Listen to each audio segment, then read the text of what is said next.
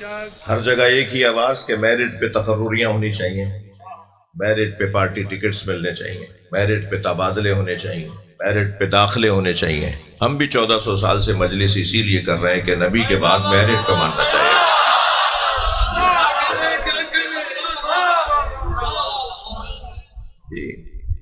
افسران تشریف فرما ہے، اداروں کے سربراہ تشریف فرما ہے، نوکریاں ہیں 100، امیدوار ہیں 2000، تو ان 2000 میں سے 100 کو کاٹنا ہے، نکالنا ہے، منتخب کرنا ہے، تو پھر ٹیسٹ لیے جاتے ہیں، پیپر لیے جاتے ہیں، امتحانات ہوتے ہیں۔ بہرحال بہت سخت امتحان لیا گیا، مگر پھر بھی 300 رہ گئے، تو اب 200 کو پھر کاٹنا ہے تاکہ وہ 100 باقی رہ جائیں۔ ایسا ہی ہے، پھر بھی انٹرویوز رکھے جاتے ہیں کہ کسی طرح ان 200 کو کاٹ کے 100 تک تعداد کو لے کے آنا ہے۔ اب یہ میں جہاں صحیح ہوتا ہے کام وہاں کی بات بتا رہا ہوں، اور جہاں پہلے ہی 100 میں سے 25 کسی اور کے کوٹے کے ہوں وہ چھوڑ دیجئے۔ تو خیر 100 کو نکالنا ہے، اب وہ 100 کو نکالنے کے لیے ان 200 کو کاٹنا ہے، تو وہ پھر اور زیادہ سخت پیپر ہوگا، پھر اور ٹیسٹ بڑھتے چلے جائیں گے، اور پھر بہرحال ان 2000 میں سے آہستہ آہستہ 100 نکل آئیں گے۔ پھر کہتے ہیں جی میرٹ بنایا ہے، میرٹ پر نکالا ہے، میرٹ پہ تقرری ہو رہی ہے۔ ایسا ہی ہے، اللہ نے ساری کائنات میں اولیاء کے درمیان سے جب میرٹ بنایا تو اسے علی کہتے ہیں۔ تمام تر خوبیوں کا مجموعہ یہ گھرانہ۔ بھائی چھوڑ دیجئے کچھ دیر کے لیے سنی شیعہ کا مسئلہ، اہل بیت کو ماننا عقلی مسئلہ ہے، اہل بیت کے دروازے پر آنا مسئلہ عقلی مسئلہ ہے۔ مذہب کا مسئلہ تو بعد میں آئے گا، کہ جسے اللہ نے اس کمال پر بنایا اسی کا تو حق تھا کہ وہ امام بنے، اسی کا تو حق تھا کہ وہ نبی بنے۔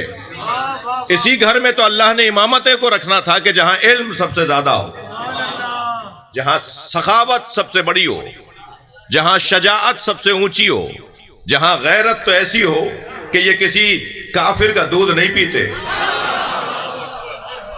جہاں عزت تو ایسی ہو کہ سرم دے دیں گے ہاتھ نہیں دیں گے۔ جی کیا مانگا تھا؟ ہاتھ مانگا تھا نا، بیعت مانگی تھی نا۔ اور یہ میں کیا کہہ رہا ہوں، سنی شیعہ کے مشترکہ محترم شخصیت خواجہ معین الدین چشتی رحمۃ اللہ علیہ تو کہتے ہیں شاہ است حسین، ماشاءاللہ سب کو یاد ہے، شاہ است حسین، بادشاہ است حسین، شاہ است حسین، بادشاہ است حسین۔ ہمارے معاشرے میں اس سے اونچا کوئی منصب نہیں تھا، تو یہی تو سمجھانے کا رستہ تھا۔ شاہ است حسین، بادشاہ است حسین، 2 مصروں میں 2 مرتبہ جی حسین حسین بولا ہے۔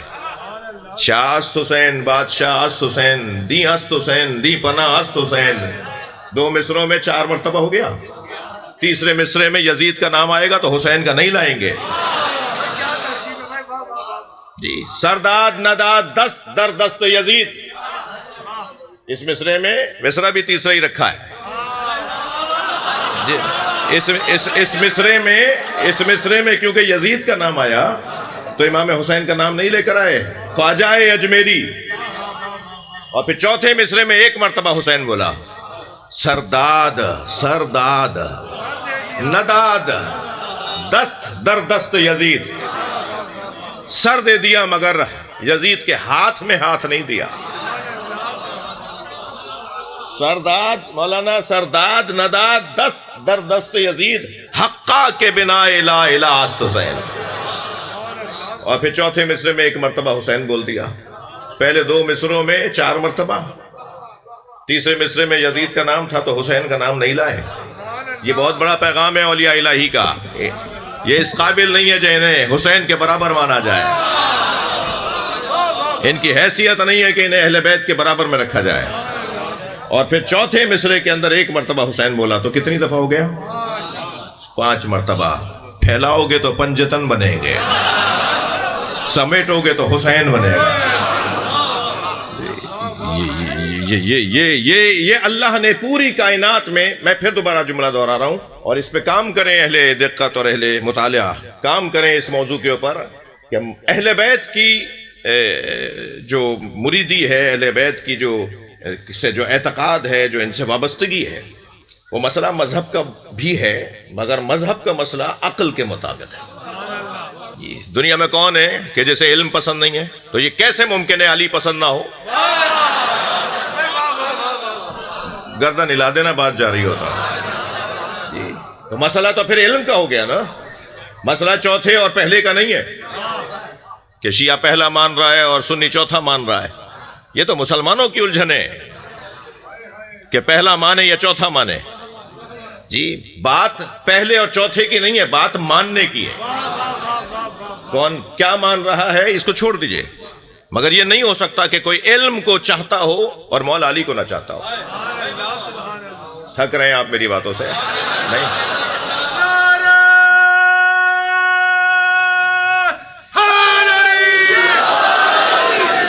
دنیا کا کوئی فرد مجھے ڈھونڈ کر بتائیں جو سخاوت کو پسند نہ کرتا ہو۔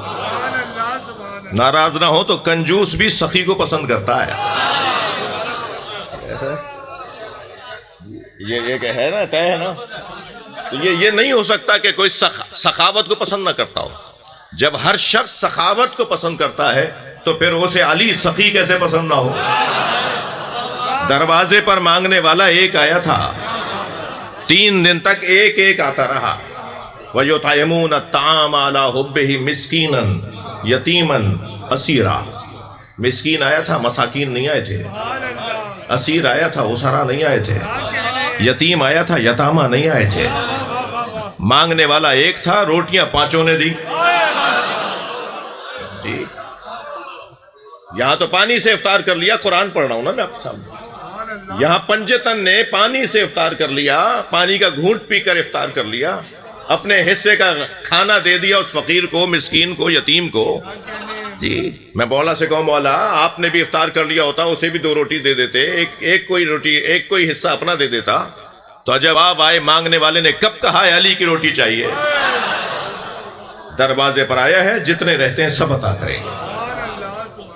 یہ کیفیت ہے سخاوت کی اس گھرانے کی، اور جس گھرانے کی سخاوت پر کان سعیکم مشکورا، اللہ یہ کہتا ہو تمہاری کوشش مشکور ہے، شکریہ ادا ہو رہا ہے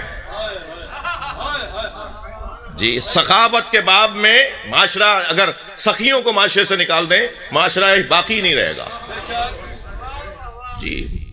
یہ امام بارگاہ، یہ مسجدیں، یہ مدرسے، یہ ہمارے نیکیوں کے کام، یہ ہاسپٹل، یہ فلاحی کام بغیر سخاوت کے کیسے ہوں گے جی؟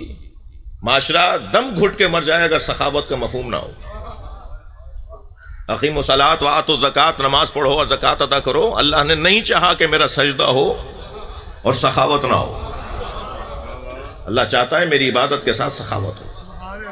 اب وہ سخاوت کا انداز کبھی زکوٰۃ کی ادائیگی میں ہوگا، کبھی سخاوت کا انداز خمس کی ادائیگی میں ہوگا، کبھی صدقات کی ادائیگی سے ہوگا جی۔ ہر نماز کے ساتھ چاہے 1 روپیہ نکالنا ضروری ہے، اسے زکوٰۃ کہتے ہیں۔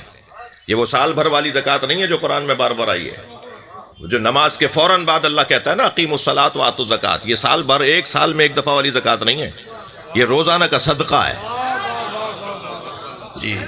بنائیے اپنے اداروں میں، اپنے امام بارگاہوں میں، مسجدوں میں، مدرسوں کے کہیں کسی پوائنٹ کے اوپر کوئی باکس رکھیے صدقے کا باکس، تاکہ ہر سجدہ کرنے والا 5-10 روپے 2 روپے آنا دو آنا جتنا جس کی جو توفیق ہے۔ یہ بچے بھی جیب خرچے کے لیے لے کر آتے ہیں، ان کے ہاتھ سے ڈلوائیں تاکہ انہیں سخاوت کی عادت پڑے۔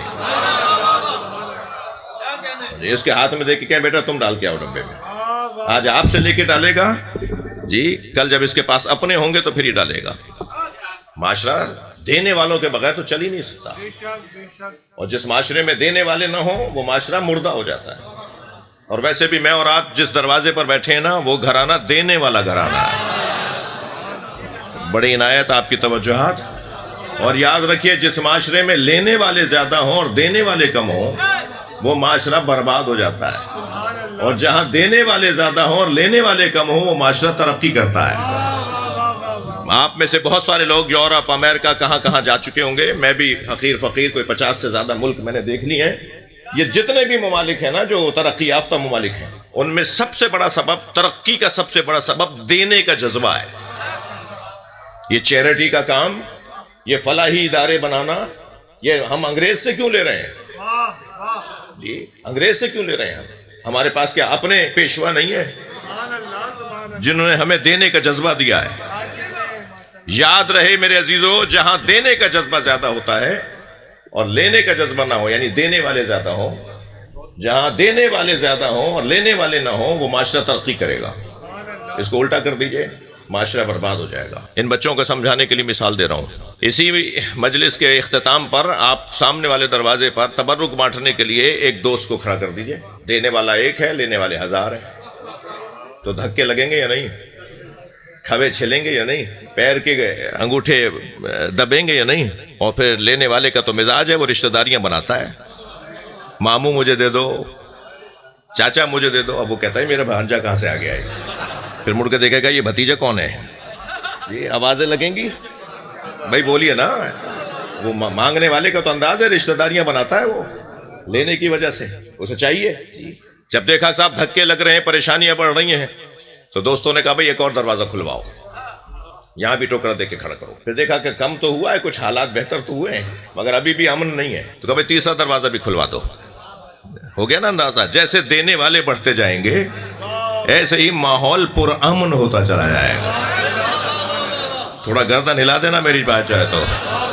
جی، اس گھرانے کا پیغام ہی یہ ہے کہ اللہ نے اس سے کچھ مانگا تھا، انہوں نے سب کچھ دے دیا۔